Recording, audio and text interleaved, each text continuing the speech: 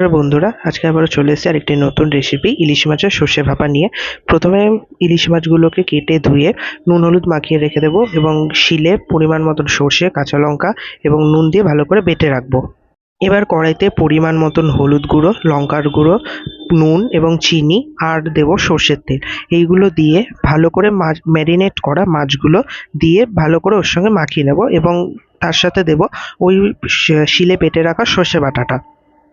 সর্ষে বাটাটা দিয়ে ভালো করে মাছগুলো মাখিয়ে নেব এবং সর্ষে বাটাটা যে বাটিতে মাখানো মশলার জলটা ওটাই দিয়ে ভালো করে মাখিয়ে রাখবো এবং এই মাখানো মাছগুলোর ওপরে পরিমাণ ঝালের জন্য পরিমাণ মতন কাঁচা লঙ্কা দিয়ে ৪৫ মিনিটের মতন একদম লো সিমে ঢাকা দিয়ে ভালো করে ফুটিয়ে নেব এবং ৪৫ মিনিট হওয়ার পরেও বেশ কিছুক্ষণ ঢাকা দিয়ে রাখবো এবং তাহলেই তৈরি হয়ে যাবে আমাদের ইলিশ ভাপা।